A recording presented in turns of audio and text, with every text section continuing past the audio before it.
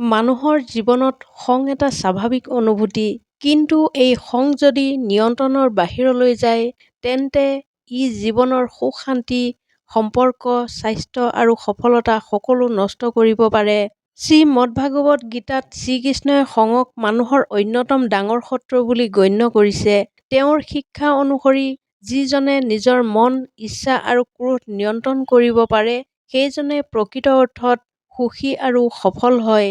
আজিৰ এই আলোচনাত শ্ৰীকৃষ্ণৰ শিক্ষাৰ আধাৰত খং নিয়ন্ত্ৰণ কৰাৰ ৭টা গুৰুত্বপূৰ্ণ উপদেশৰ বিষয়ে জানিম। খঙৰ মূল কাৰণ চিনাক্ত কৰক। শ্ৰীকৃষ্ণই গীতাত কৈছে, মানুহৰ অপূৰণীয় ইচ্ছাৰ পৰাই খঙৰ জন্ম হয়। যেতিয়া আমাৰ আশা পূৰণ নহয় বা কোনোবাই আমাৰ ইচ্ছাৰ বিপৰীতে কাম কৰে, তেতিয়াই খং জন্ম হয়। সেয়েহে খং উঠিলেই প্ৰথমে নিজকে সুধিব লাগে, মই কিয় খং কৰিছো?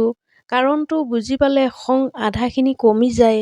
উত্তৰ দিয়াৰ আগতেই কিছু সময় থমকি ৰওক। খং উঠিলে লগে লগে কথা কোৱা বা সিদ্ধান্ত লোৱা উচিত নহয়। সেই সময়ত মানুহে এনেকুৱা কথা কৈ পেলায়, যাৰ বাবে পিছত অনুতাপ কৰিবলগীয়া হয়।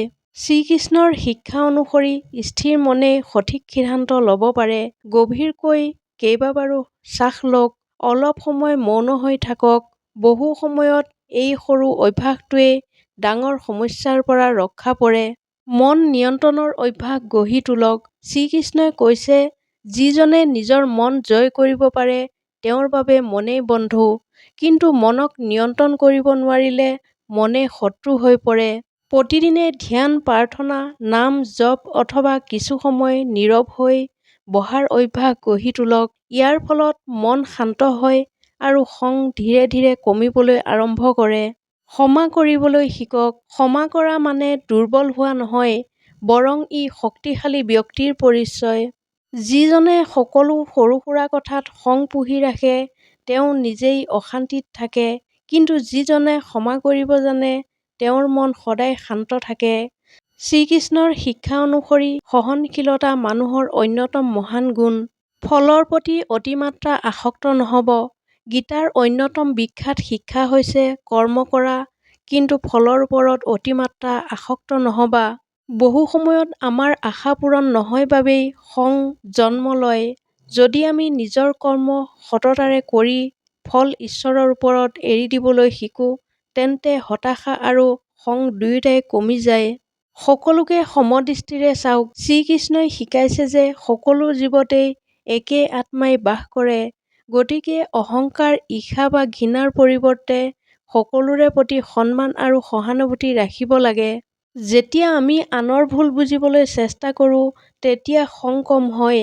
প্ৰতিশোধৰ পৰিৱৰ্তে সহানুভূতি মনত ৰাখিলে সম্পৰ্কটো সুন্দৰ হয়। ঈশ্বৰৰ ওপৰত বিশ্বাস ৰাখক। জীৱনত বহু ঘটনা আমাৰ নিয়ন্ত্ৰণৰ বাহিৰত থাকে। সকলো কথা নিজৰ মতে নহ'লেই খং নকৰি ঈশ্বৰৰ ওপৰত বিশ্বাস ৰাখিব লাগে। শ্ৰীকৃষ্ণই কৈছে যে যিজনে ভক্তিভাৱে ঈশ্বৰৰ আশ্ৰয় লয়, তেওঁৰ মন ধীৰে ধীৰে শান্ত হয়। বিশ্বাসে মানুহক ধৈৰ্য, সাহস আৰু মানসিক শক্তি দিয়ে। খঙৰ পৰা সৃষ্টি হোৱা ক্ষতিকাৰক ফলবোৰ। খং বেছি হ'লে সঠিক সিদ্ধান্ত ল'ব নোৱাৰে। পৰিয়াল আৰু বন্ধু-বান্ধৱৰ সৈতে সম্পৰ্ক নষ্ট হয়। মানসিক চাপ আৰু অশান্তি বৃদ্ধি পায়। শৰীৰত বিভিন্ন ৰোগৰ সম্ভাৱনা বাঢ়ে। সফলতাৰ পথত বাধাৰ সৃষ্টি হয়। মানুহে সন্মান হেৰুৱাব পাৰে। অনুতাপ কৰিবলগীয়া ভুল হোৱাৰ সম্ভাৱনা বৃদ্ধি পায়। শ্ৰীকৃষ্ণৰ শিক্ষা অনুসৰি খং বাহিৰৰ শত্ৰু নহয়, ই আমাৰ নিজৰ মনৰ ভিতৰত জন্ম লোৱা এটা শক্তিশালী বিকাৰ। যিজনে নিজৰ ইচ্ছা, মন আৰু চিন্তা নিয়ন্ত্ৰণ কৰিব পাৰে, তেওঁ সহজেই খঙকো জয় কৰিব পাৰে।